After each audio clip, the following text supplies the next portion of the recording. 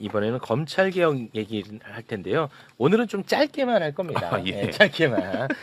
검찰 개혁 관련해서 저희가 국회가 이제 법을 만드는 곳이니까 이제 국회의원들의 목소리를 많이 들었었잖아요. 그렇죠. 네. 이제 오늘은 검찰 개혁 관련해서 시민단체들의 목소리를 좀 들어볼까 합니다. 아하. 네, 그래서 오늘은 민변에서 한 분을 모셨고요.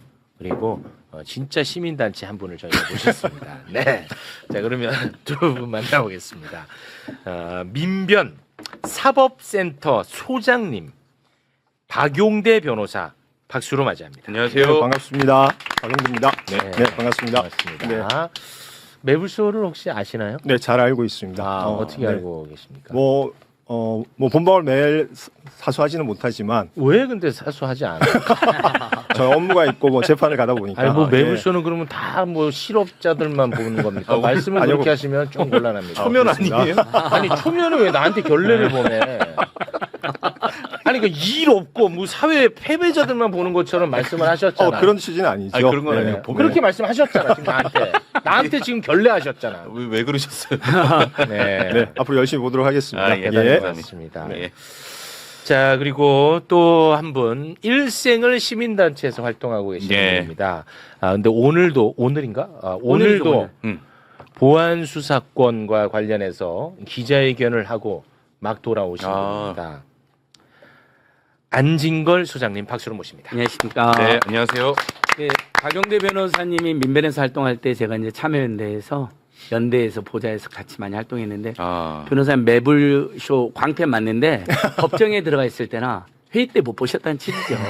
오늘 방금 전에 그 국회에서. 기자회견 사진도 좀 예, 있죠?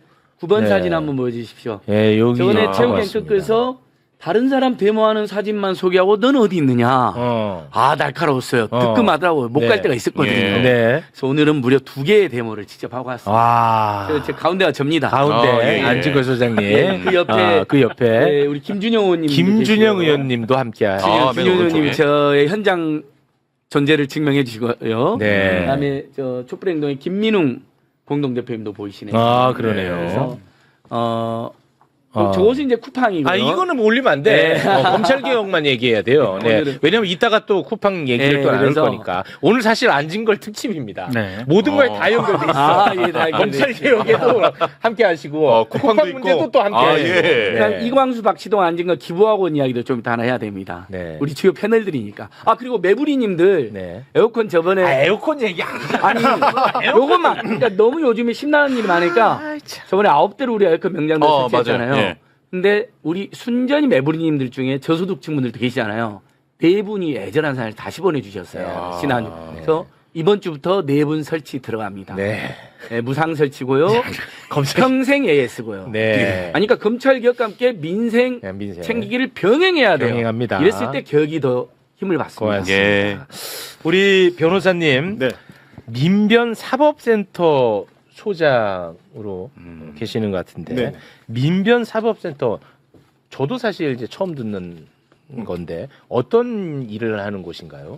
민변은 이제 1988년에 설립이 돼서 지금 38년의 경험을 가지고 있습니다. 예. 그리고 이 민변 내에는 2개의 센터와 15개 위원회가 있습니다. 2개의 센터는 공익인권변론센터, 그다음에 사법센터, 그리고 그 안에 이제 다양한 그 분야와 관련한 것도 뭐 여성 인권이라든가 미디어와 관련한 거라든가 아니면 아동 청소년과 관련한 거라든가 이렇게 해서 15개 위원회가 활동하고 있고요. 네. 그래서 센터는 조금 더 위원회보다도 좀 뭐 독립적으로 활동할 수 있도록 그렇게 마련되어 있는 센터가 저희는 공익인권변론센터는 그 전에 발족을 했고 사법센터는 2000년에 발족을 해서 지금 6년간 활동을 하고 있는 거죠. 그러니까요. 사법센터에서는 어떤 일을 하죠? 사법센터는 주로 이제 과거에는 사법위원회라는 형태로 아까 전에 15개 위원회처럼 활동을 해왔는데 점점점 우리나라에서 이제 변론 활동 외에도 정책적 대안과 관련해가지고 예컨대 법원과 관련한 제도 개혁, 그다음에 근데 검찰, 경찰과 관련한 개혁. 제도 개혁, 예. 그다음에 지금 뭐 관련해서 이제 국정원이라든가 아니면 정보기관과 관련한 권력 개혁과 관련해서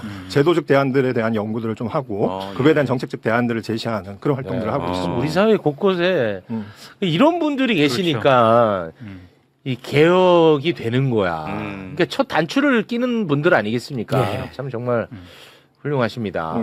고맙습니다. 그 다른 부분보다도 근데 정당이라든가 활동을 하게 되면 정당은 아무래도 당파성을 가질 수밖에 없고 네. 그렇기 때문에 경우에 따라서는 시민들이나 아니면 국민들을 위한 어떤 정책들이 일 수 있지만 조금은 자기들 당에 유리하게 뭐 그렇겠죠. 제도 개혁을 할 수 있는 이런 네. 내용이지만 아니 뭐 안진걸 소장님도 마찬가지로 참여연대라든가 아니면 민변 같은 경우는 그런 거에 굴하지 않고 실질적으로 우리가 할 수 있는 정확하고 객관적으로 좀 볼 수 있는 그리고 시민들이 눈높이에서 여러 가지 제안들을 만들고 그걸 위대합니다. 제안하고 이렇게 활동을 하고 있습니다. 네. 근데 그 선생님은 왜 이런 데서 이런 활동을 왜 하시는 거예요? 아니 뭐 예를 들어서 네네. 뭐 그건 나쁘다는 게 아니고 이걸 발판으로 난 좀 정치를 해보겠다 이런 분들도 존재할 수 있잖아요. 그러니까 그게 나쁘다는 게 아닙니다. 정치하는 게 왜 나쁩니까? 이제 그렇듯 우리 선생님은 왜 이렇게 시민단체 활동을 하시는 거예요? 각자의 활동들에 대한 역사적 경험들이 있으리라고 생각하는데 저는 87학번입니다. 87학번 세대라서 87년 대학교 들어갔을 때 1학년 때 이제 민주화 대운동 관련해서 경험을 하게 됐고 그때 이제 많은 선배들하고 뭐 토론하는 과정 내에서 어쨌든 이 공익적인 관심과 관련한 DNA가 뭐 있었다라고 생각합니다. 그래서 그 이후에 이제 사법시험 준비하고 이제 변호사가 되면서 예. 뭐 참여연대 활동이나 아니면 뭐 민변 활동이나 그리고 많은 선배들이 아까 전에 말씀하신 것처럼 88년에 만들어진 것처럼 실질적으로 많은 활동들을 해오셨어요. 그래서 예컨대 조영래 변호사님이라든가 아니면 한승원 변호사님이라든가 뭐 예컨대 인권변호 활동을 해오신 변호사님들이 많은데 나도 변호사가 되면 저런 선배의 모습을 좀 닮아가야 되겠다 이런 것들이 있겠죠. 언제부터 그렇게 착했어요? 아니, 착한 건 아니, 그러니까 나는 상관없습니다. 참 이런 분들 보면 대단하시죠? 근데 나는 정말 그 고개가 숙여져요. 예. 아니 뭐 꼭 착한 일만 하는 건 아니고요. 여기 참 진짜 민변 대단하시다. 변호사님들이 한 40년 가까이 대한민국의 그동 역사에 3대 거학이라고 이제 민변하고 참여연대가 규정한 게 하나가 검찰, 하나가 국정원, 안기부, 예.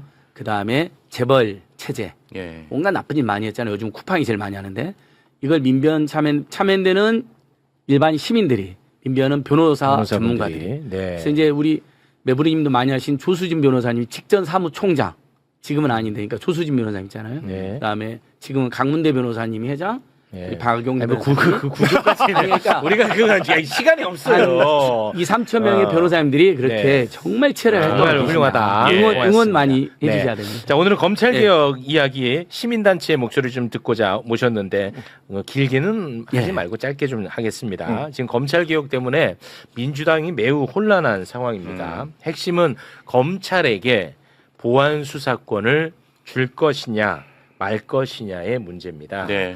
민주당은 그동안 보안 수사권 폐지가 당론이라고 밝혀왔었어요. 자, 그 장면을 잠깐 영상으로 보고 오겠습니다.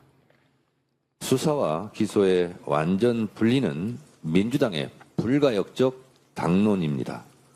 또한 이재명 정부의 국정 철학이자 국정 목표입니다. 보안수사권 전면 폐지는 너무나 당연합니다. 자, 보셨죠? 보안 네. 수사권 폐지가 당론이라고 당 대표가 줄곧 밝혀왔었습니다. 그런데 지금 민주당의 지도부는 당론이 아니라고 이야기를 하고 있습니다. 영상으로 보겠습니다. 보안 수사권 폐지 관련해서는 형소법 관련해서는 당론으로 의결한 적이 없습니다. 네. 그리고 이런 와중에 정성호 법무부 장관은 정권 송치를 주장을 하고 있습니다. 정권 송치는 이 경찰이 무혐의 처리를 할 때도 그 사건도 검찰이 들여다볼 수 있게끔 검찰에게 넘겨서 예. 검찰이 무혐의 처분까지도 좀 결정하겠다라는 것입니다. 그리고 이런 와중에 민주당의 홍기원 의원 등이 보안 수사권 존치시키자는 법안을 또 발의를 한 상황입니다. 네. 이렇듯 매우 지금 좀 혼란한 그런 상황인데요. 관련해서 두 분의 목소리를 좀 한번 들어보겠습니다. 예, 뭐 제가 먼저 말씀을 네. 좀 드리면, 근데 민변사법센터는 이러한 검찰 개혁과 관련한 이야기들이, 근데 2018년에 우리가 검경수사권 조정과 관련한 이야기가 있었죠. 문재인 정부 때. 이제 그때부터 시작을 해서 계속적으로 공부하고 그다음에 대안들을 제시를 해왔습니다. 그래서 그거와 관련하는 것들이 그냥 급작스럽게 이재명 정부 들어와서 마련하는 안들이 아니라 그 이전부터 마련해서 계속적으로 검찰 개혁을 해야 되고 그 검찰 개혁의 큰 원칙 중에 하나는 이 검찰이 가지고 있는 권한들이 한꺼번에 같이 있기 때문에 나타난 현상이다라고 보고 있는 겁니다. 네. 우선 제가 준비했던 자료들을 한번 보시면 네네. 1번 자료를 한번 1번 보여주시죠. 자료. 우선 우리가 보통 이제 형사사법이라고 이야기하면 어쨌든 자력구제를 할 수 없는 시대 내에서는 어쨌든 국가가 범죄인들을 처벌하도록 이렇게 되어 있죠. 예. 그래서 국가 공약권이라고 이야기하는데 좀 단순합니다. 범죄를 저지른 사람들은 어떻게든 처벌을 해야 되는 거고요. 그렇죠. 합당한 처벌을 해야 되고 죄 없는 사람은 처벌받지 않도록 그렇지. 해야 됩니다. 그래서 그 관련해서는 범죄 피해자 측면에서의 정의도 있는 거고요. 범죄 피의자 측면에서도 정의가 있는 겁니다. 네. 그리고 범죄를 사전에 철저히 예방하고 범죄 피해자를 국가가 보호할 수 있는 이런 시스템을 만드는 게 필요하고 예. 여기에 맞는 지금 형사사법 제도가 도대체 뭐냐 이거에 대한 고민이 있다라고 저는 생각이 들고요. 예. 다음에 두 번째 자료를 보시면 이게 지난 80년간 우리나라 1954년에 형사소송법이 만들어지고 나서 만들어진 80년간의 형사사법 구조입니다. 보시면 알겠지만 수사권, 수사지휘권, 수사종결권, 영장청구권, 그리고 공소제기 유지권, 형집행권까지 막강한 권한들을 검사가 가지고 있었던 거죠. 그렇지. 권한이 이렇게 많았죠. 가지고 네. 있기 때문에 그 권한 독점에 의한 폐해가 조금 발생을 한 거죠. 그렇습니다. 다음 자료 한번 보시겠습니다. 자, 이럴 때 우리가 권력 분립이라고 이야기하는 거는 어쨌든 권한이 집중되다 보면 이게 실제적으로 이제 남용될 여지가 많다라는 거죠. 네. 지금은 이제 상권 분립이 돼서 예컨대 뭐 정부의 행정권이 있고 입법권이 있고 그다음에 법원의 재판권이 이렇게 나누어진 것처럼 어쨌든 이 권한이 만약에 그게 세 개가 한꺼번에 있다라고 이야기를 하면 실질적으로 우리나라에서는 자기가 뭐 기소하고 자기가 처벌하고 자기가 재판하고 이런 관계들이 성립될 수가 있는데 네. 지금은 방금 말씀드린 것처럼 우리가 권한에 대한 어떤 견제 장치를 만든다는 뜻은 그렇게 권력자가 뭔가를 결심했을 때 다할 이걸 수 있다. 막을 수 있는 방법이 네. 그렇지. 있겠냐라는 건데 그 80년 동안에 검사가 가지고 있던 권력들을 생각을 해보면 검사 중심이었기 때문에 봐줄 결심을 하게 되면 봐주게 됩니다. 야. 대표적으로 이야기되는 게 이제 김건희 도이치모터스 사건이죠. 그렇지. 시민단체들이나 아니면 많은 시민들이 이야기를 했는데도 불구하고 견제 장치가 분명하게 없어. 재판 관련되는 공범들이 재판 받아서 유죄가 나왔는데도 그렇습니다. 불구하고 불기소 처분되는 그러니까 지들이 마음만 먹으면 충분히 봐줄 수 있다는 거야. 그렇죠. 거기에서 견제할 수 있는 방법은 전혀 없다라는 없습니다. 걸 보여주고 있습니다. 네. 그거 계속 좀 띄워주시고 네. 만약에 어떤 누군가를 괴롭힐 마음을 가졌다 검찰이.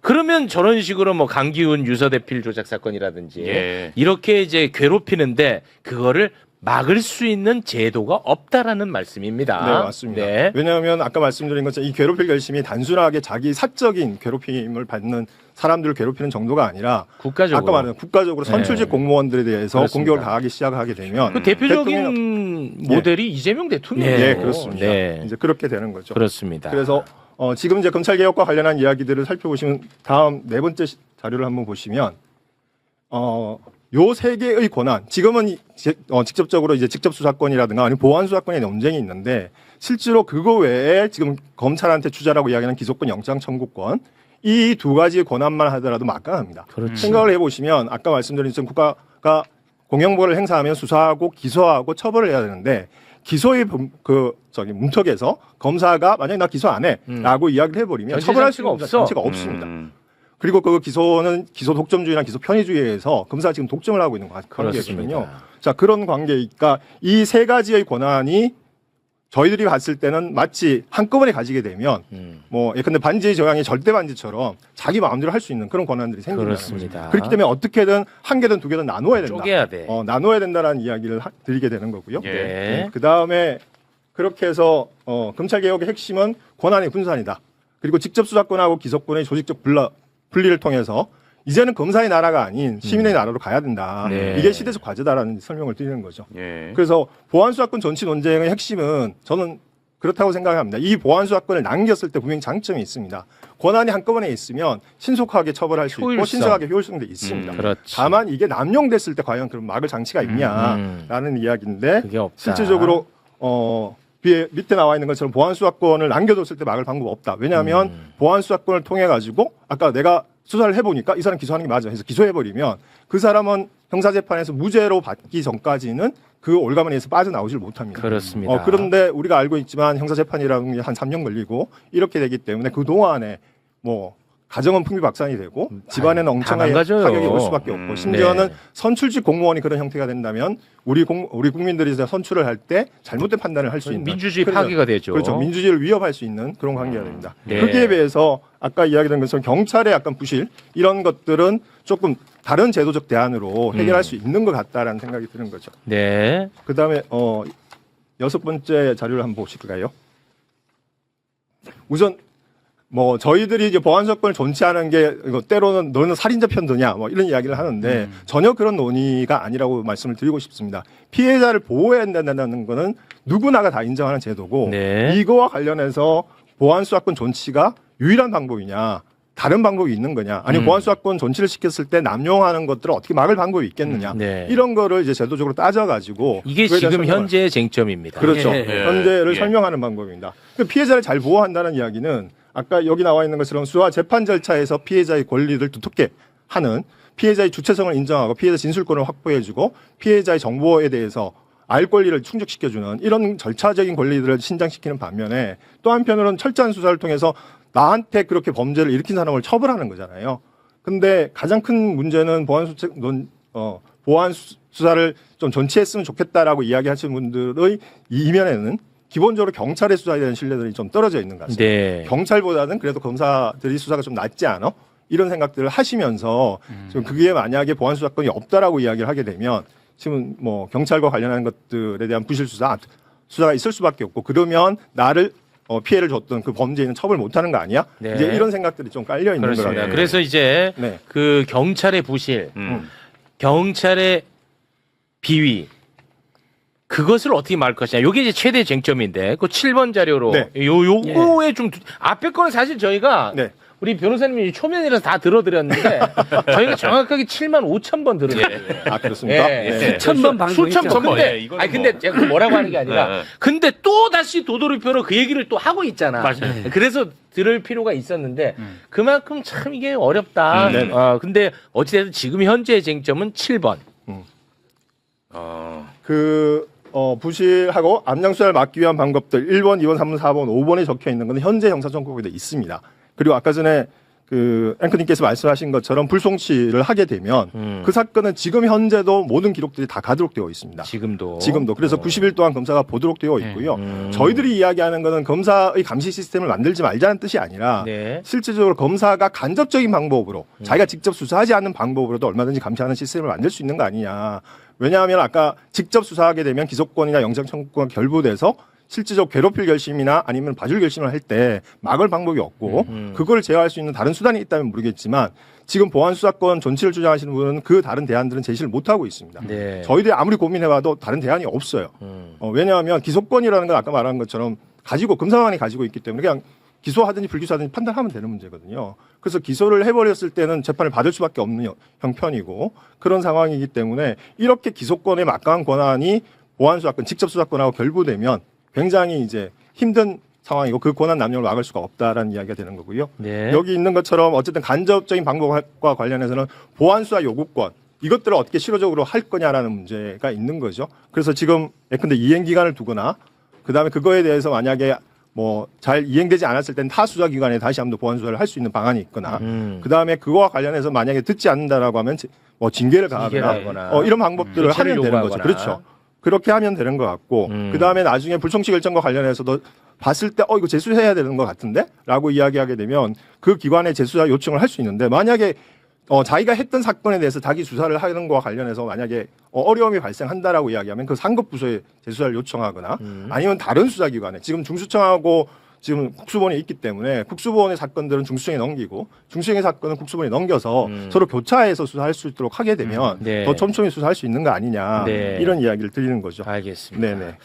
자, 또 한 분의 예. 시민단체 관계자분도 나오셨으니까 피켓으로 말씀을 예. 또 가름하도록 그러니까 합니다. 아니요. 요것은 너무 중요한 논란이 되어버렸잖아요. 네. 어제 또 여러분들이 지원해 주셔서 일단 최근에 이제 여성단체나 또 인권단체 일부가 아니 피해자들 경찰로 인한 피해자가 명백히 존재하는데 네. 그러면 검찰이 일부라도 아주 제한적으로 검찰 개혁을 주장하면서도 네. 일부라도 보안 수사하는 게 불가피하다는 주장을 하고 맞습니다.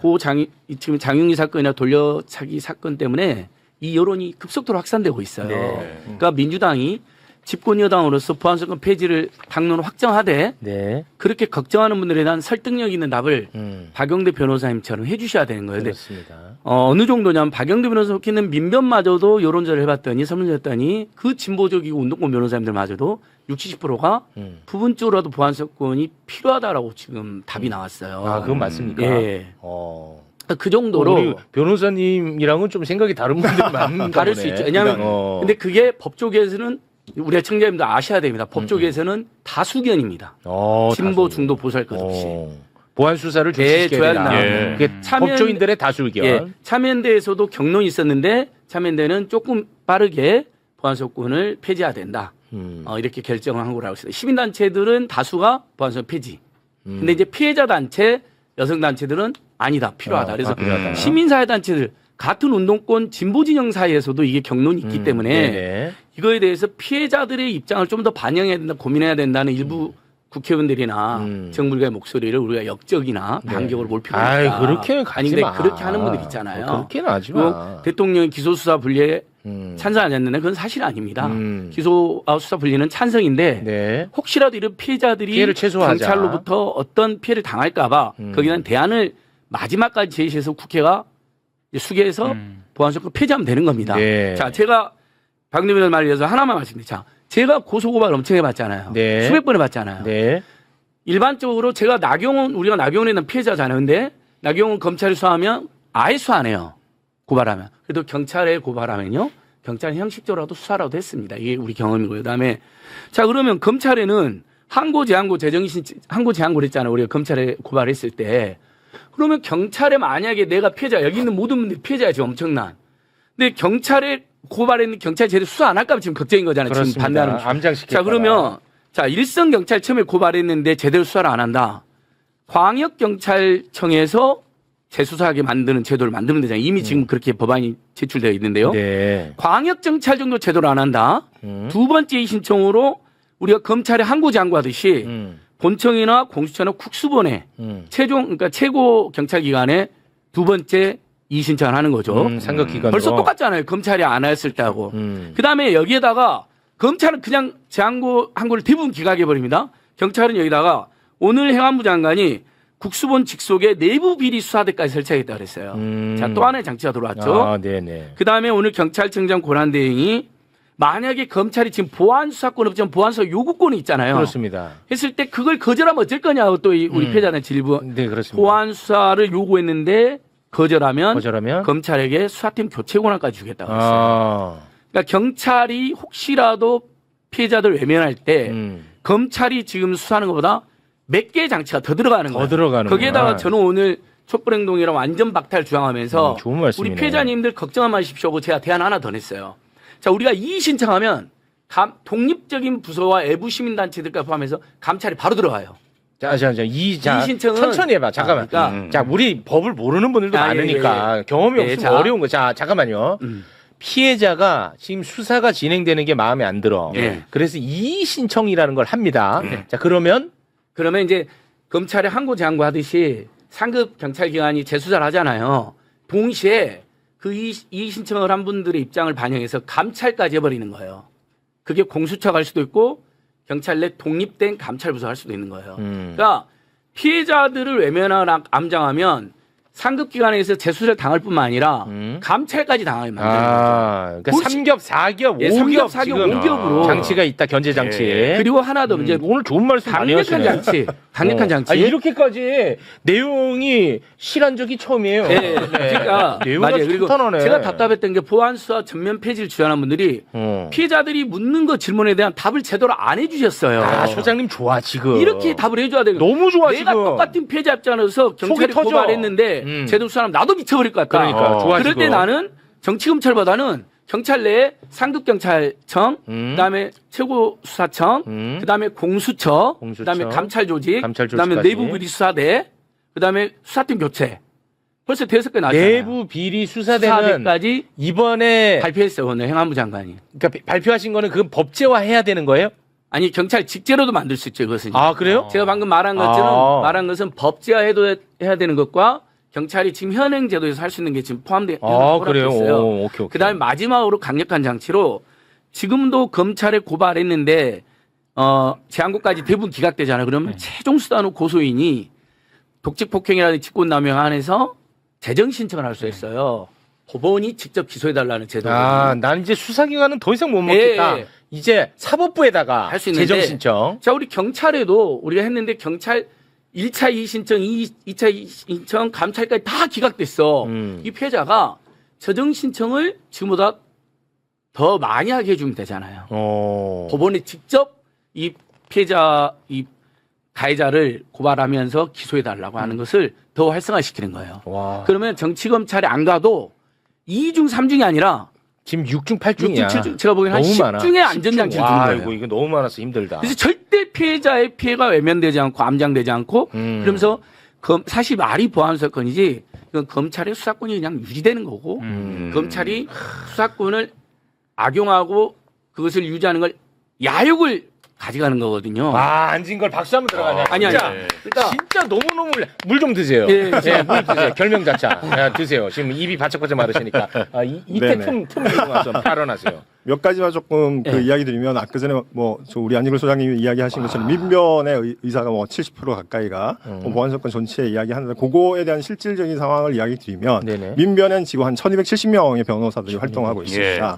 그리고 이 의견과 관련해서 아까 말한 것처럼 필요에 따라서 이게 중요한 쟁점이었기 때문에 네. 그걸 논의를 했는데 다른 쟁점들과 관련해서는 의견들이 다 합의가 됐는데 네. 두 가지 쟁점 아까 이야기한 보안수사권하고 정권 송치에 대해서는 좀 위원회 아까 특히 여성인권위원회 피해자 단체들하고 활동하시는 여성인권위원회의 의견은 좀 부분이라도 존치를 했으면 좋겠다 이런 의견이어서 서로가 뭐 토론을 했지만 합의가 되지 못했기 때문에 지금 현재로서는 민변의 단일한 의견은 내지 않는다.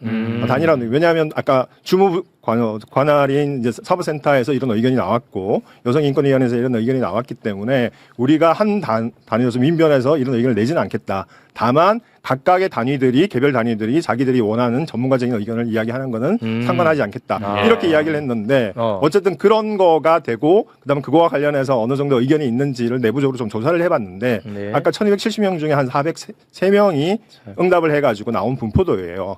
그 중에는 아까 일부 아까 말한 것처럼 지금 현재의 사법 체계 내에서는 일부라도 보안 수사권이 좀 있었으면 좋겠다라는 의견이 한 67% 정도가 나왔던 거고요. 403명 가운데. 네네네. 그 정도이고 그래서 민변 전체 회원의 67%가 나왔다. 이거는 그건 사실과 다른 거예요. 안진걸 수장이 다른 지금 거고. 다 좋았는데 진짜. 민변의 설문에 응한 변호사입니다.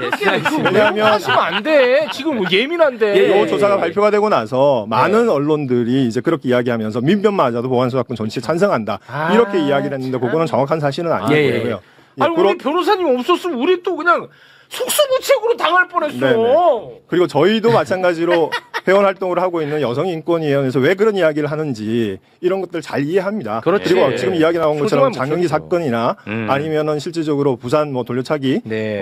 강간살인 미수 사건이나 이런 것들은 정말로 있어서는 안 되는 맞습니다. 일들이죠. 그렇죠. 그렇기 때문에 실질적으로 그러니까 지금 많은 사건들이 있고 그중에 일부 사건들이 이런 이야기를 벌어지는데 이런 사건들조차도 없어야 되는 게 맞는 거죠. 맞습니다. 그렇기 때문에 저는 수사기관이 여기에 대해서 철저하게 반성하고 이걸 어떻게 막을 거냐라는 것들을 이제 대책을 내놔야 된다고 생각을 해요. 네. 그렇기 때문에 우리가 1차적인 수사기관이 있는데 이 수사기관을 못 믿겠다라고 이야기하면서 자꾸 다른 2차 수사기관을 가겠다라고 이야기하는 거는 저는 바람직한 건 아니고 네. 우선 1차 수사기관이 완벽하게 좀 만들어낼 수 있는 장치를 마련해야 그렇습니다. 된다. 예. 그러려면 아까 말한 것처럼 지금 그런 피해자 단체들이 이야기하고 있는 내용들을 예컨대 경찰청이 국수본이 좀 받아서 그렇지. 그런 전문가 조직 좀 만들어서 맞아요.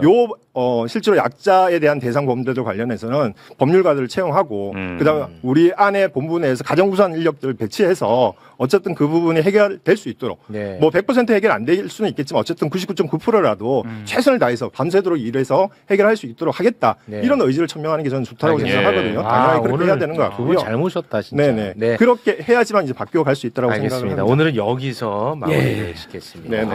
오늘 소장님, 예. 저 소장님을 워낙에 또 제가 좋아하잖아요. 아니, 제가 매블쇼를 아니 좋아합니다. 근데 와 오늘 최고였어요.